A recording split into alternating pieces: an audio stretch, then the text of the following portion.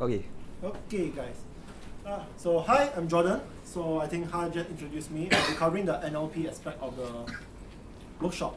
So just to get a sensing, how many of you guys actually code? Can you raise up your hands so that I just have an understanding? Because there's a lab. Okay, that's most of you. How many of you guys work in the finance industry? Raise up hands. Okay, less so. So I assume the rest are generally curious people. All right. So let's get started with NLP. So when we look at NLP, we know it as natural language processing, not neuro-linguistic programming. So what is natural language processing? Let's think about it from the word itself. Natural language. What is natural language? How I talk to you, how you read stuff, that is natural language. How people use language naturally. So the concept here is that natural language processing is how do we process data to be able to make sense in a natural language manner. So the first question that I will pose to you guys, or rather, okay, I don't give you a question, it's too early for that. So natural language processing, right, is not necessarily a machine learning thing. It is actually more of like a problem that people can use machine learning techniques to solve, rather than it being a subset of machine learning itself. So that's it. We can move on now. So what are the many ways of doing natural language processing? We generally do this thing called text mining when we try to solve natural language processing problems. So now the question is, what is text mining, right? So basically we have an entire document over here. I got it from Google. So what you want to do is you have this document, but you don't want to manually make sense of it and then key into the computer, because that could be a time-consuming process. For example, in topic modeling that I will be covering later, let's say you have 100,000 news articles, okay? And you want to classify these news articles. Are you going to get someone to sit down there and then just read 100,000 news articles and then classify? That doesn't make sense, right? So one way to do it is to let the computer do it.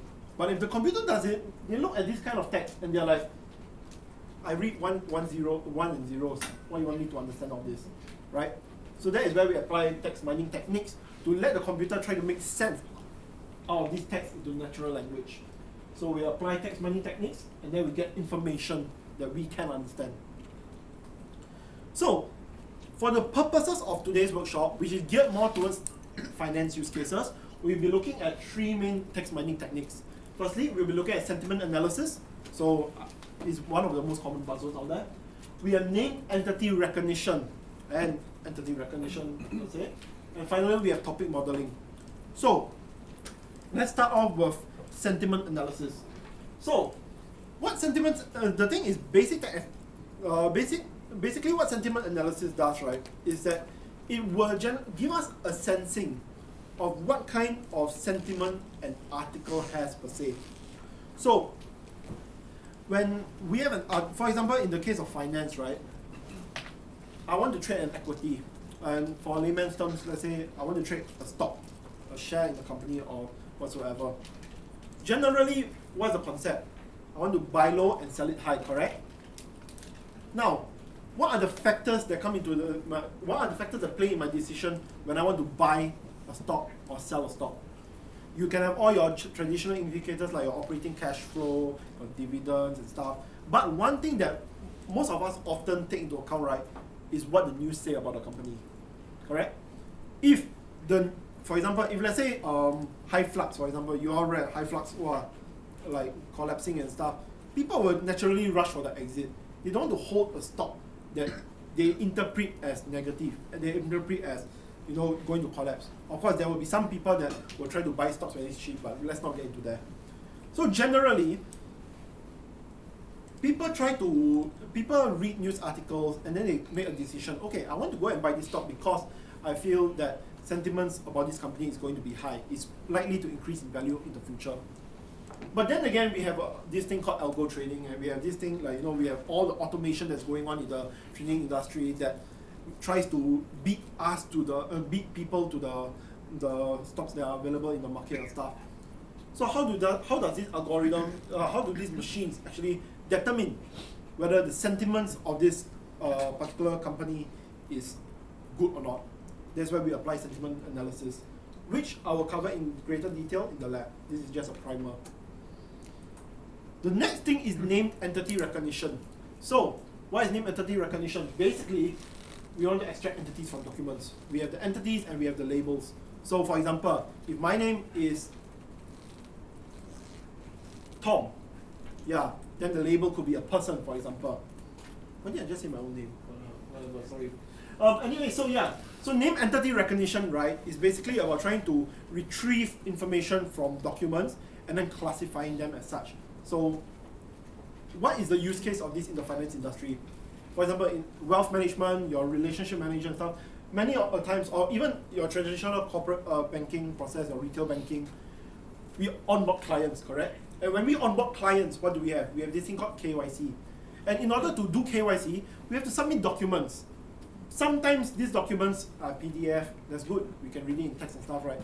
But then, if I submit a document, basically an attorney's letter, maybe I got into a crime or something as part of my KYC, what people usually do nowadays, right, is they read, and then they say, okay, the offender is this particular guy, the plaintiff or whatever, and how much was he charged and stuff, where was the location of the occurrence or whatever. So a person is the one reading the document and then manually keying into the system. What if we could automate that process as well? So that's what I'm trying to say. This is entity recognition is when someone applies name entity recognition, they are attempting to automate this classification process of retrieving entities from text and then classifying them. So over there. So the applications you can see are the search engines, you have all your document classification, which I mentioned, your KYC example and stuff. We will also take a look at that later. Finally, topic modeling, which I mentioned all the way at the start. 100,000 articles, are you really gonna make someone sit down there and try to classify the articles? But then again, you can ask me, Jordan, why would I want someone to sit down there and read through 100 articles just to classify them? It could be actually useful. For example, let's say I want to apply sentiment analysis to certain subsets of articles. So if I trade gold, for example, and I have 100,000 news articles, I wouldn't want to conduct sentiment analysis on articles that are talking about Rihanna or Lady Gaga, or maybe about how Manchester United lost again. So if you guys, sorry, yeah. So in this case, there are certain topics that we want to avoid and stuff, and then apply sentiment analysis to topics that we actually care about. So that is where the entire concept of topic modeling can come about, and the benefits can really be seen if we automate this entire process. But the topic modeling that you're saying is a predefined set of topics that you feed to the system, right? No. So will it also learn by itself? It doesn't really learn by itself per se. So what it does generally for most models, right, is that it generates latent topics. So based on I didn't want to do this, but okay, we have this. Latent direct allocation is one of the many models that we actually use to try to classify different topics, right? So the thing is, later you will see in the lab. Oh no, that one no lab, but I will do a demo. But yeah, so what you will see is that topics are generated, right, based on keywords. So what topic modeling does, right, is that they look at, they use techniques like, for example, TF-IDF, term frequency, inverse document frequency. What basically it does is that it takes, for example, let's say articles about cats. Okay, generally you see words like cat milk, for example, or if let's say the article is talking about dogs, you see kennels more often, for example, right? And you wouldn't see the word kennel really appear when you talk about gold, for example. If you talk about gold, certain other words like maybe S&P 500 will come out more often. Certain stuff like commodities may come out more often. So basically trying to trying to extract clusters of potential topics with similar, that include a certain bandwidth or a certain group of words. So we are trying to really just allocate, okay, here, this group we have the keywords such as gold, commodities, S&P 500, or all this. The computer doesn't know that what it's talking about. It just knows that these words often come together. And then dogs, kennels, cats, kittens, whatever. And then we have like, I don't know, K-pop, J-pop, whatever, in a different kind of cluster. The computer shows you the clusters. but it doesn't know it doesn't label the clusters. That is for the human to actually come and label. So the second question is, do we need to predefine the number of clusters? It makes sense, right? Because if I'm going to let the machine try to derive all these clusters, do I need to tell them, okay, 5 clusters, 10 clusters, for example? How many topics are there in this article? Answer is yes and no. In some models, it performs better if you want to specify the number of topics. In other models, they actually generate the clusters for you automatically. This is very similar to just now what Ha mentioned about clustering. Some things like K-means clustering, you apply supervised learning, you tell them, okay, how many, when they say K, there's a number, right? How many, what's the value of K? How many centroids are we looking at? Some other algorithms like DB-scan, for example, shows the latent clusters by themselves. So, that is also demonstrated. Yeah, a very dry one, so next time I'll demonstrate, don't worry. So now, let's bring this back. When I mentioned about natural language processing, I mentioned that natural language processing is not necessarily a subset of machine learning. Rather, it is a problem that machine learning can be used to solve. So, by the same coin, we have the steps to mine text, and you will see that it is very, very similar to what you have seen just now. So the first thing is, of course, we collect data. Data is key. Once we collect the data, what do we do with it? We do data pre-processing. Ha mentioned that pre-processing is absolutely key because rubbish in, rubbish out. And we want to ensure that any kind of things that we don't want, maybe your encoding errors and stuff, all of these should be accounted for.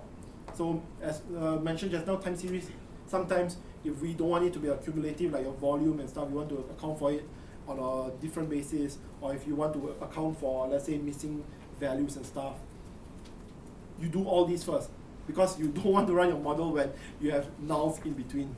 So, in this case, generally for text mining, we have a few steps to do our data pre-processing. The first thing is what we call tokenization. Second thing is what we call stop word or regex removal. And the last one is lemmatization or stemming. Sounds very cheap, I know. I felt that way when my prof said that. Let me go through that later. After that, we have feature engineering, which is what Ha mentioned as well. Then our model selection, train, test, evaluate, and then tuning. You notice that everything is very similar. The only thing that is different from this slide is basically data pre-processing aspect, right? So let's have a look. Remember that when I showed you the slides just now, we always start with a text document. So imagine this, we have a text document. What are we going to do with it? Assuming that we already have all this in text format. So the first thing that we want to do is tokenization. Tokenization basically splits text into meaningful subunits. And when we say meaningful, it makes meaning for both the model and for you. So there are conditions for tokens, but these are actually very intuitive. It must be linguistically or lexically significant. Basically, it must make sense. And secondly, it must methodologically useful, which means that it should be able to be used by your method. Very simple parameters. So let's go on to actually what's a token. Before tokenization, I can have an array, a string. Let's just call it a string, okay? How many of you don't know what's a string? Okay, everyone knows a string, okay. So let's say I have a long string like this. The quick brown fox jumps over the lazy wolf. After tokenization, ideally, or not say ideally, but most of the time, we will have these meaningful subunits. The quick brown fox. Each of them in their own subunits already. So this is useful when we want to apply different algorithms, because some of the algorithms operate on a word level. For example, in sentiment analysis, for lexical algorithms, which I'll show later, what they do is they actually look at the words, the existence of words, and they do penalties, or they improve the scores for the sentiment on a word level, for example. Then you have bigrams and stuff, and n-grams, which I will cover. So basically, breaking this down into small parts that make sense. So stop word and regex removal. What is this? So these are basically words that are deemed unlikely to be useful, or in certain cases, could be even harmful when trying to convey important information about a piece of text. So this is mostly used in information retrieval. You will see this in your name entity recognition lab later. And most of these words, mostly not in all cases, but mostly it contains determiners, your prepositions, your pronouns and stuff. So For example, you go to look at the sample text with stop words. You have geeks for geeks, computer science portal for geeks. We want to know what's the core information, right? Remove the stop words, we get geeks for geeks, computer science portal geeks. Somewhat makes sense, but we remove all the redundant words. Are they really redundant? It's really dependent on each use case. And that is where the data preprocessing comes in. What kind of words do you filter out? What kind of words are considered stop words? So certain times we also don't want to process like your punctuation and stuff for the sake of computational complexity, or in a case like you don't your model or rather your algorithm doesn't fare well when there is special character. Then in the case we remove them as well. So you notice that can listening be exhausting? You notice that the question mark is removed, for example. So this is basically removal of stuff that is non-essential to our model. Lemmatization and stemming. So let's talk about stemming first. I should have put the word stemming, but yeah. It basically is the normalization of text. So intuitively, what does it mean? Let's look at the first two examples. Playing, the root word is play, correct? And that is basically what stemming does. It reduces it to its stem words. Playing, play. Player, also play. You want other one, playable, also play, and stuff.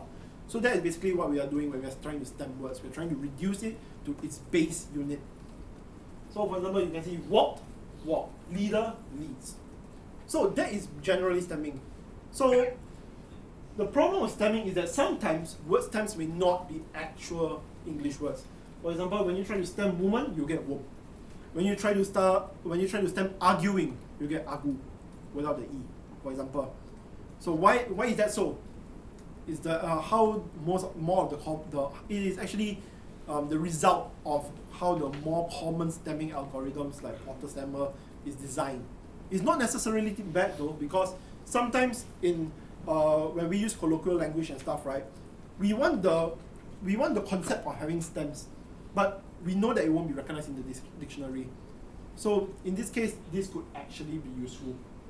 But in the case where you definitely want a stem word to be in the dictionary, we can use the lemmatization. Basically, lemmatization does all of the above, and it also has the check to ensure that the word stems from actual words. So in the case, your women will become woman. So it will stem from an actual word. So there's a lot of stuff. So what I will ask you to do now is, those with laptops, please assess the first lab, name entity recognition lab. So do note that it's notebooks, not notebook. And once you key in, basically what happens is you will come to this web page. Then I'll walk you through.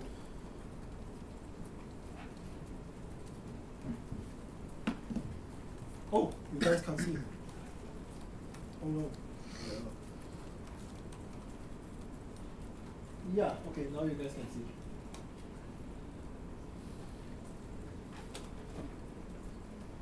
Sorry? The link is broken? Oh, sorry. You guys need the link. We could just look at the top. Yeah, I could also on the but actually, yeah. Let me just. Okay, so once everyone has typed in the link, I will move on to, like, the workbook.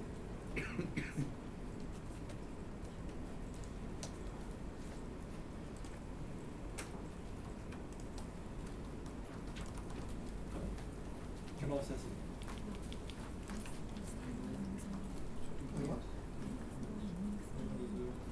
Oh, okay, so the link is long because I didn't shorten it. Like, I was doing it over there just now, so sorry.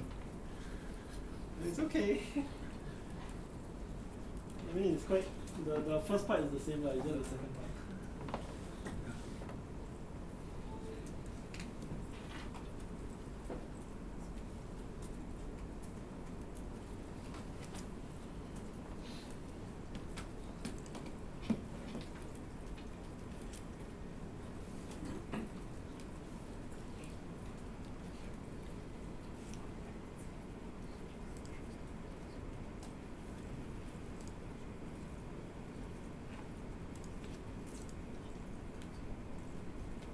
Okay, everyone on everyone here okay?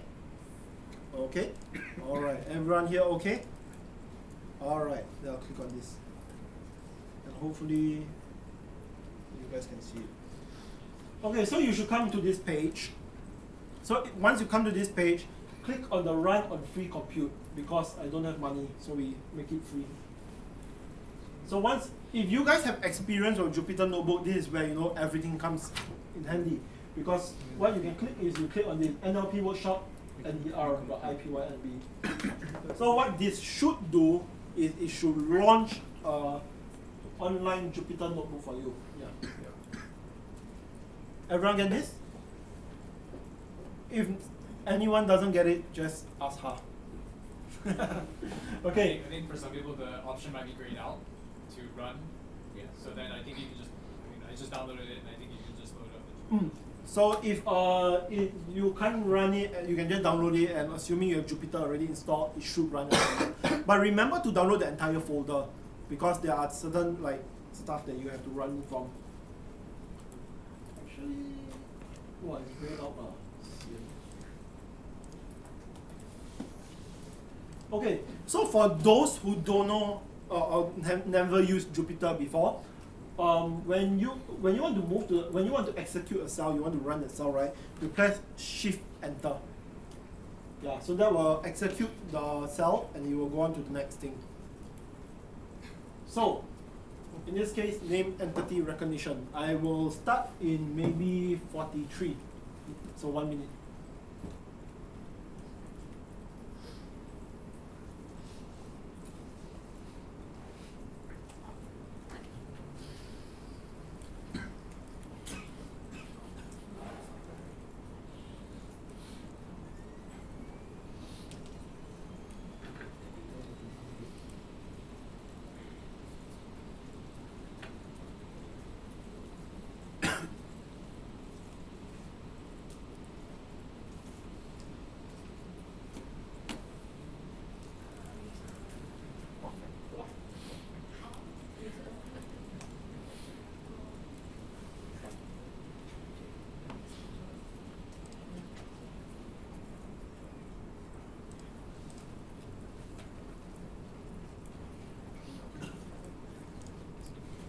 Okay, does anyone have any problems? When I say that, I mean like problems trying to get this done, open. No problems? Okay, then I'll start. So in this first lab, okay, apparently we have problems. Yes. You need to clone? Yeah. You should be able to change like that one. No, I cannot edit. You cannot? Yeah, either download or clone. Give me a second. Sorry.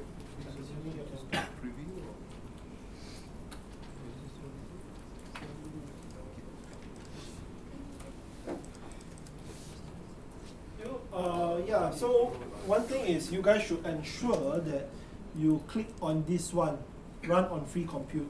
It's grayed out. Yeah. If it's grayed out, then you download it and run on your local. I can't do it. Sorry?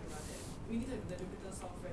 Yes, you will need Jupyter Notebook. So if you can't, then Ha will help you install the software. See it? You want to do that right? Okay. So anyway, don't worry too much because a lot of it, I'll be explaining as I go. Yes, sir? Actually, one thing I did was to clone the project so it works on the Azure notebooks. So you don't have to download the whole software. You just clone it. That's what I did. Yeah. So for those who don't want to like download it, just yeah. It's supposed to run on Azure actually. yeah. So I cloned it and then it works. That's like another way of doing it. He said he cloned. Okay, clone the thing and try it out. Don't worry lah, just click because I will take my time to go through these parts. So if by the time I actually start coding and you still got problems, then we will go around and try it out. So anyway, well, I feel that I'm a pretty hands-on guy, so I like to learn concepts by actually doing stuff. Not saying that theoretical learners are not doing stuff, but I mean by getting my hands dirty. So in this case, what I'm going to share is name entity recognition. So in this part of the lab, you will see how NLTK, which is your natural language toolkit, will be able to recognize name entities from text. So what are name entity recognizers? So as saying over here, they are trained, they are actually recognizers that are trained from text. They're already labeled already. So what we are essentially doing is we are using the fruit of other people's hard work. And NLTK is a built-in model that allows us to do this. So the first thing that we are going to do is, in order to use all of these entity recognizers, we have to pass in sentences with part of speech tagging done. So the question is, what is part of speech tagging? Because I didn't cover that earlier. So part of speech, you can imagine it as each word being part of a speech. Basically your grammatical structure. So when you see in the example, don't run yet because you don't run. So if you see over here, right, for example, Vikram, for example, is seen as a certain part of speech. I think this is a NLP, noun, if I'm not wrong. Noun, right? Yeah. So Vikram's a noun, was is any English experts here now? Yeah. Anyway, yeah, so born is apparently a verb, yeah, I think. But yeah, so my point being that each of them actually is associated with a different kind of tag based on the grammatical structure of the text. So, because of the way algorithms run, right, it always helps for us to know what part of the sentence which part of the sentence a word is, because it often helps with what we call disambiguation. For example, if we say, let's say, I ate an ice cream with a spoon, for example. On one end, you can see it as I'm eating an ice cream with a spoon, correct? Or you can see it as I'm eating an ice cream and a spoon together. So that is a case of, that is a case where we need disambiguation because the context is ambiguous. And having this grammatical tagging, right, actually allows us to help us derive the subject and object relationship. So, I hope at this stage everyone can run this to a certain degree. Okay, if there's any consolation for me, my lecture was like this also lah. Everyone couldn't get it done, so good. I'm professor standard. No offense to any actual professors here. Give me a second.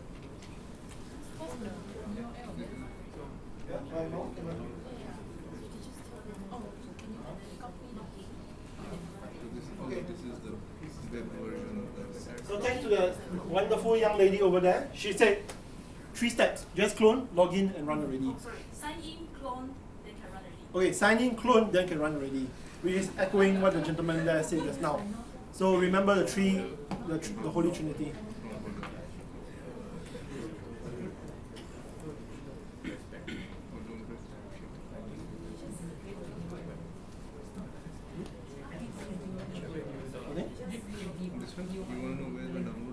It's here.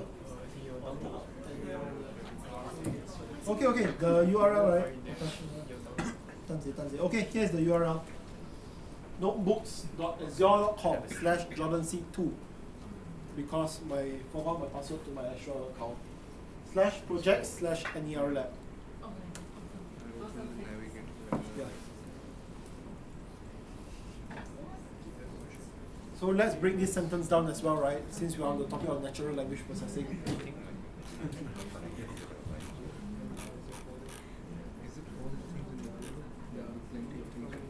You're sensing how many of you can actually run. And now it's going to open it up.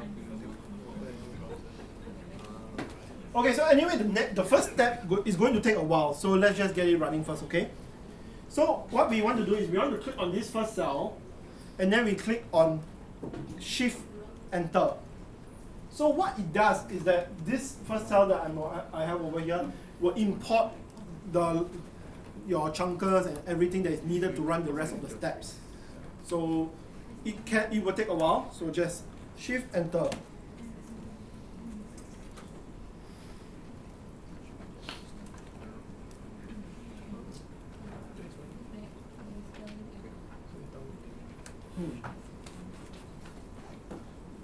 So when you Shift Enter, you should wait a while. Then you see these texts appear. So if you see this text appear, it basically means you're doing something right.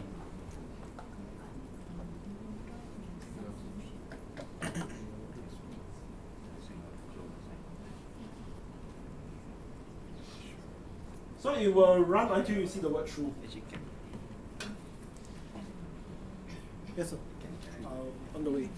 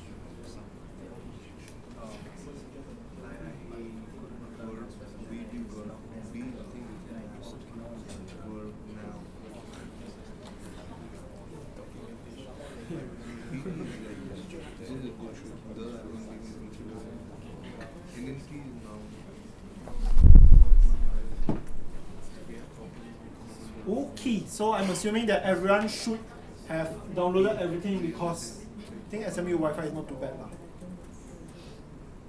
So let's analyze this first thing over here. In fact, I shouldn't have spoken so long, right? Let's say part of speech tagging. There should be a way, there should be, here. Do they have tree? No, they don't have the tree. Text.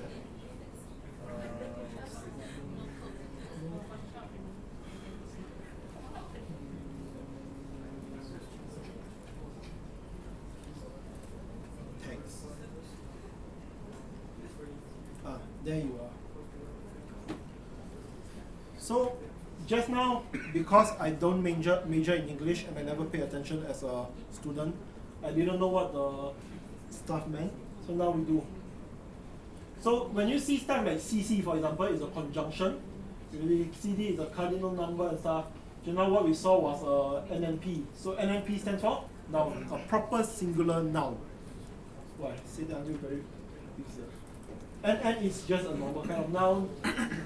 And we saw also just now, I think we saw VRD. The sorry? The verb. Yeah, actually VBD and VB. VBD, right? So VBD is yeah, verb past tense. Yeah. That's what Alright. So in this case, now we can actually make sense of this. So let's say we shift enter in this tab. What it does is that the part of speech tagger will start doing all the tagging and it will return you the word or their corresponding tag. So let's say make sense of it. Vikram over here is a proper noun. Was born, there are VBD and VBN. Past tense verb.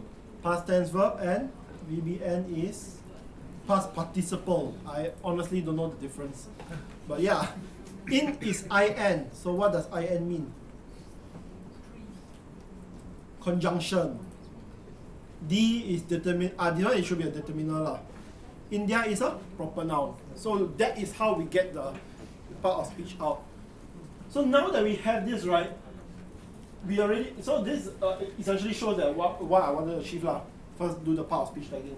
So next one is you need the part of speech, right? Oftentimes you need a part of speech to actually effectively identify the name entities from text. So that is the next thing over here. So let's run the second one and let's see what happens. So in this case, I have the sentence. Notice that what happened is first I tokenize.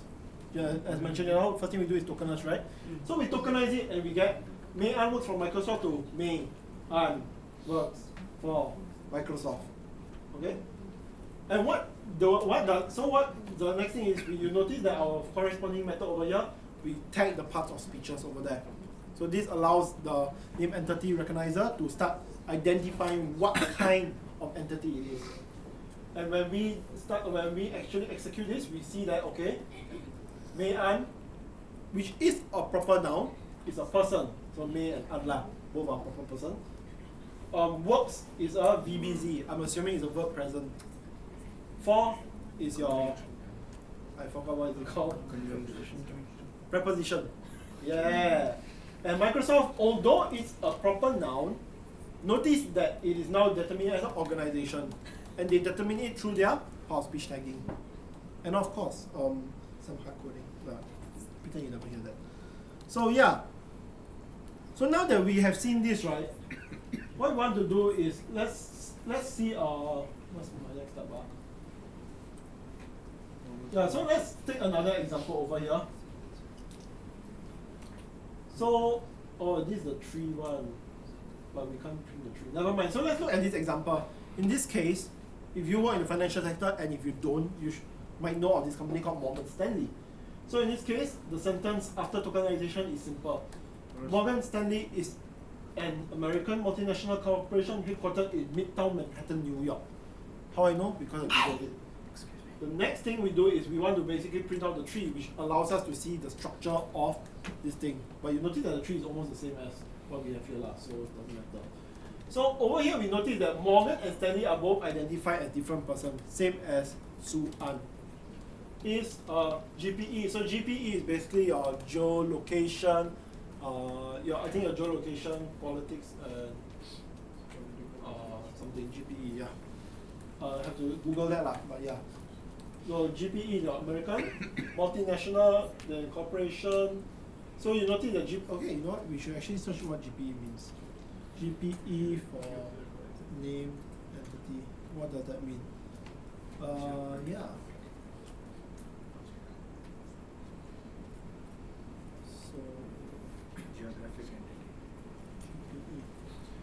Geopolitical entity. So GPE is your geopolitical entity. So you notice that it classifies American as a geopolitical entity, Midtown as a geopolitical entity. And something is not very right with this sentence, right? Like, why are they classified as such? It doesn't make sense. So, what do you observe? You observe that something is wrong. So, they say open any.util.py, and honestly, don't bother because we don't have time. Okay, so if you were to extract it, right, what happens is you will notice that at the end of the day, what they actually identify is this lah. Morgan and Stanley are both identified as individual people. American and Midtown are both identified as geopolitical entities. So the thing is, it is not exactly accurate. The chunker can also make mistakes. But how can we minimize the occurrence of these mistakes? In this case, right, if we are looking at one entity, right, it doesn't make sense for me to tokenize them into two separate units, right? Remember, when I say tokenization, we're talking about making them into smaller, meaningful subunits, correct?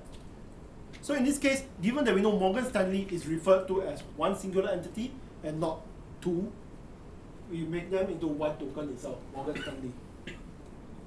It's an American multinational corporation. Midtown Manhattan now, you notice that my Midtown Manhattan and New York is now also one token is by itself. So what happens if we run this now? Yeah, so basically if you run this, you will see this. Now, Morgan Stanley is identified as a proper noun, but it doesn't give an indication whether it's a human or what. Perhaps it doesn't have enough information to tell. So, in this case, you can see the other one, Midtown was previously the sole, it was previously the only thing that was identified as a geopolitical entity. Now, they identify the entirety of Midtown Manhattan, which makes more sense. And yeah, so what we can see is that tokenization is not just about splitting everything into all the, just cutting everything by delimiting by white space or what. It has to make meaningful sense. And only by having it make meaningful sense can we actually start to get proper chunks, proper name entities out. So we can see clearly how tokenization, which is the pre-processing step, affects the results that we see. So, yes sir? Sorry, why isn't New York not classified as GPE? So my guess is that It's not hard-coded? Hard-coded? Was the other things hard-coded and this one is not hard-coded? I actually don't think so. If I were to remove Midtown Manhattan, I think it will recognize it as a GPE. Let's try it out. So let's say in Midtown Manhattan, New York. So, oh no, it's actually not recognized as a GPE as well. So,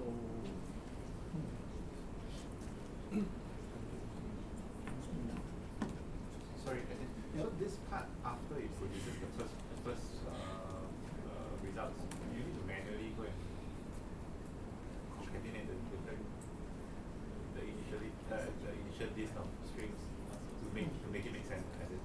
so I think in this case, right, data pre-processing is oftentimes more manual than it's actually automated. So in this case, right, of course, let's say I want to just automate the entire tokenization process, we will end up something like this lah. We just delimit by white space, right?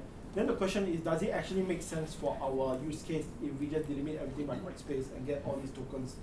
Because what I'm trying to get here is that tokenization is, when we say we want to make it into the smallest meaningful subunit, right? It doesn't mean that we have to dynamic everything into the smallest meaningful subunit. Because at the end of the day, it's about the meaning as well. Morgan and Stanley, if we break it down into two different entities, two different tokens, would thus be referred to as two different people, which doesn't make sense. So in this case, what we want to do is meaningful subunit. We have to manually make sure that it is Morgan space Stanley and identify as one singular token. So I think that is the manual part of pre-processing lah, if that's your question. Thank you. I think I figured it out. It's New York together and also, yeah, Y small as well. Y smaller case. All right. Thanks for figuring that out because I didn't figure that out. So yeah, what happens if we put Morgan Stanley together? It becomes a GPE as well. So it kind of looks like it determines by a certain structure, right? Interesting. But yeah.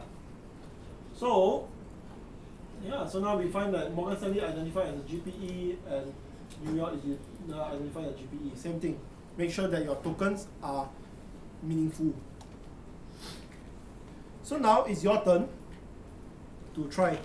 So basically in the financial context, right, we know that it's one news that that was quite significant lately, and that is Prime Minister Boris Johnson taking over Theresa May after resignation. So if you deal with FX, if you deal with your all sorts of bonds and stuff, you will see that this news actually is pretty significant in influencing the markets. So let's say we want to actually make sense of this news. The first step is we want to derive the name entities from this. How do we do that? It's now your turn to try. My only advice is that everything that you want to do can be obtained from here, the steps above lah. So now you all try to do the code, and then once you're all done, I'll just run through the answers and we'll see how it works. So feel free to ask us any questions. I will go through the answers at 21:10. Is that enough? 7 minutes enough for you all? Should be lah. I will come and check again. Shift enter and I don't know where that takes me. Maybe I can help. I did shift enter and then it just went out. Oh, you didn't download the 15.txt. So download try. Yeah, you don't have 15.txt. So over here, yeah, if you download 15.txt, it should come out. Yeah, 15.txt. If you download this into your directory, it should run.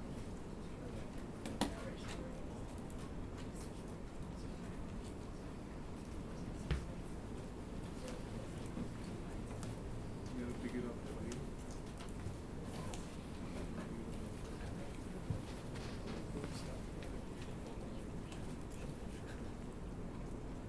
Yeah, so now it works.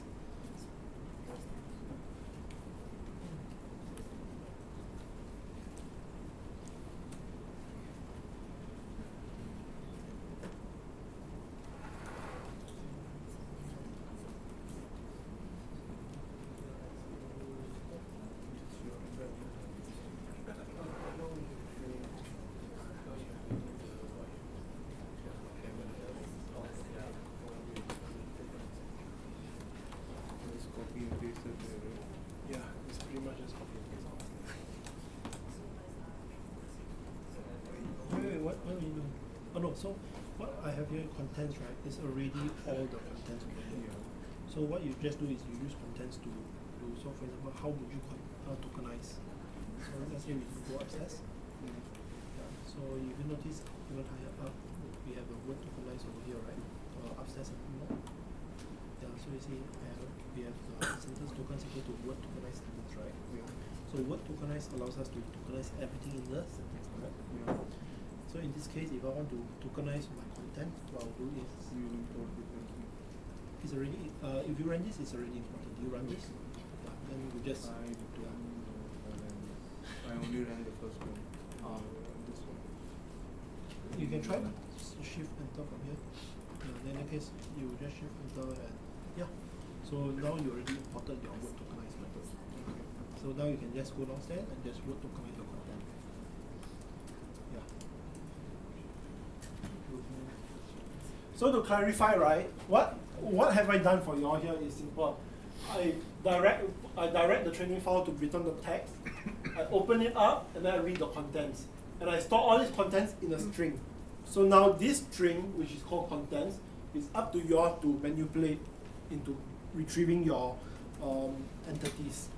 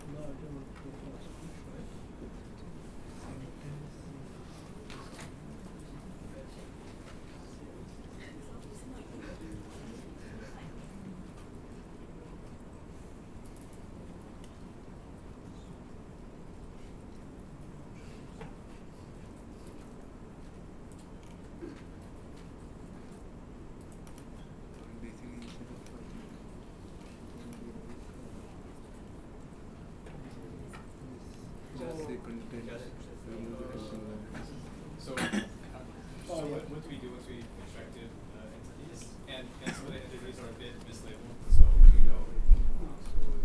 the Queen apparently is an organization. Oh yeah, I remember seeing that one. So as mentioned, it actually is not 100% accurate. But is there anything we should do now? Or we just get here?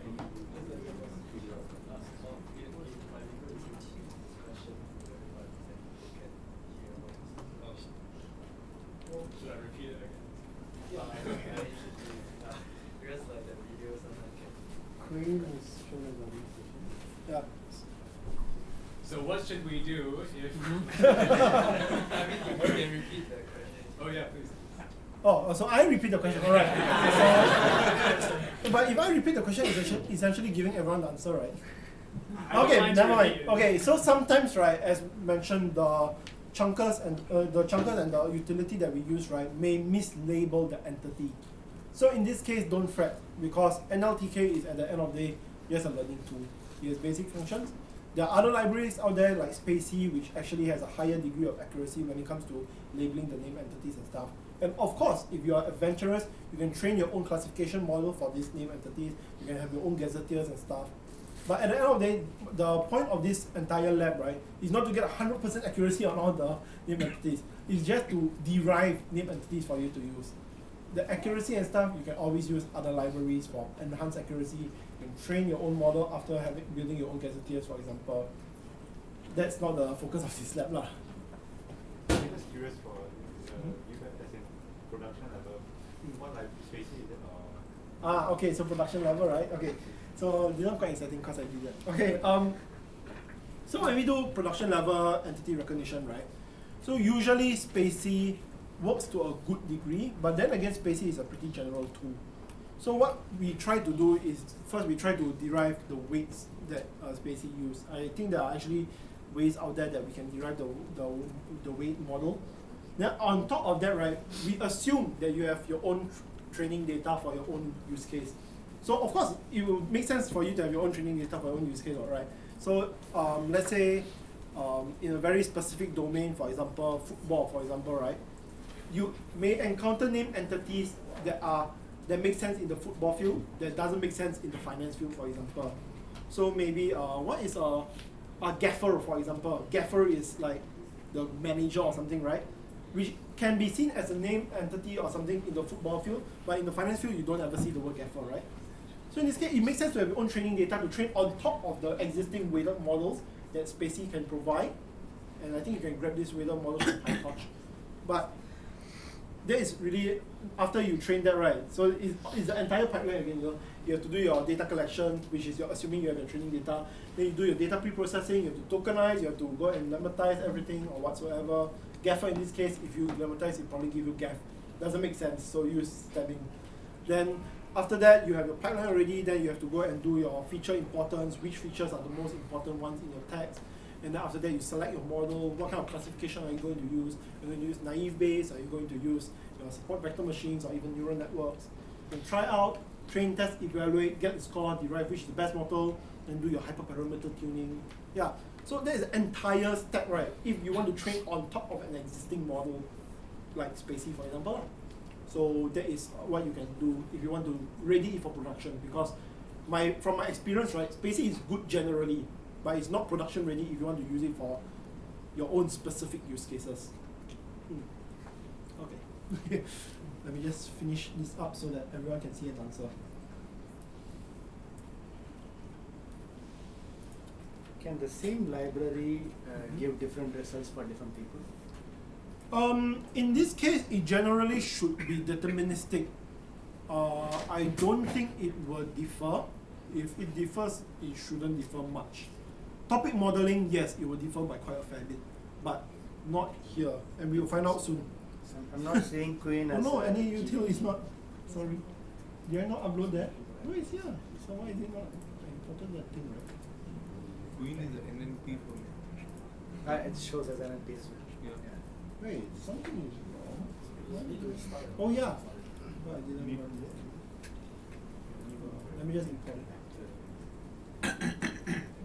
We use the Queen command. Yeah, same. Proper singular. So in this case, yeah. So this was actually a reference to, what's your name, sir? Ian. Ian. So what Ian mentioned just now. Are you British, Ian? No. Thank God. Don't. My God. Like, really? I don't want to be. Okay, so anyway, in this case, the Queen is identified as an organization from the chunker, from the name entity recognizer, right? And it may not be accurate because we know the Queen to be the Queen. Let's take a look at the text. Probably because there's a band, music band Queen, right? Oh, yeah. Do you listen to that? Long time. There's also a movie called. Let's see, Britain.txt. Do they open it here? Yeah, let's see, where is the Queen? To the Queen. So yeah, it could be, if you see in this case, right, it actually could be seen as an organization, right? If you replace it to, before tendering her reconciliation to Microsoft, or for example, you can see how this grammatically would make sense for it to be an organization instead of Queen. But in this case, we clearly know that this is referring to a human, not a person, not an organization. So in this case, it's not 100% accurate. There are ways to improve the accuracy and stuff. But as mentioned, if we want to use this as a pipeline to automate your client onboarding processes, you'll be able to get, for example, thing like person Boris Johnson, you get that out of the way already. You have person Mrs. May, whoever that may be, MPs as an organization. I would say that's fairly accurate, an organization of MPs and stuff. Buckingham Palace is identified as a person. We see that is wrong as well, right? And yeah, GPE, Greenpeace, that's actually pretty accurate as well. So you can see how these can be used, right, in addition with other techniques to start to automate your client onboarding process. What other techniques you may ask? Right now, what you see is only just entity recognition, what kind of entities they are. But we haven't talked about object-subject relations.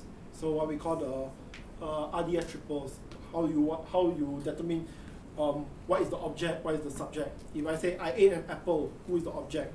Who is the apple's the object, and the subject, I'm eating the apple. So there are many other techniques that we haven't applied to appropriately start the entire automation, but this is the start of any process. So all I'm happy is that this actually like worked. If not, I had to actually install Anaconda on all of the computers. So let's move on to the next one. Any questions? Yes. Sorry. Why are some words chosen? Why are some words like Buckingham Palace combined together and some words are separate? On what basis does it decide? Okay, Mrs. May has to be combined together to be recognized as a person, and whereas like there's one Johnson down below, right? So yes, Johnson, right? Yeah. Yeah. So this is an issue that I face as well. That's why I think just like you mentioned, right? Like, is this do we use it in production? The answer is no, because you don't want this kind of incidents to occur. So when we try to tokenize things, right, especially when it comes to automation of tokenization, right, it occurs on many levels. One way, right, is we could determine through the grammatical structure, for example.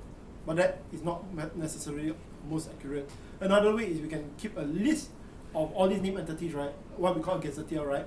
So basically what I do is like a dictionary. We look in and we see, for example, let's say Buckingham Palace, okay? Is this Buckingham Palace already recorded in this dictionary as being something? If it is, what kind of thing is it, for example?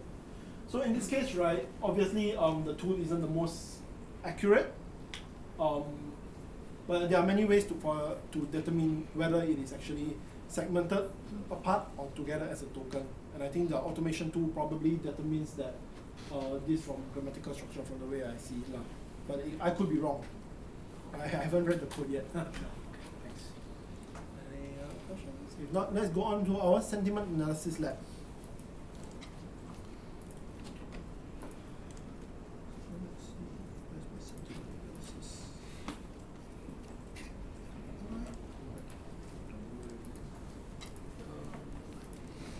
So if you go to, okay, so my sentiment analysis lab is essentially the same thing, except that from NER lab, you just change to sentiment analysis lab, really like that. So you can copy the URL you had just now and just replace it with sentiment analysis lab.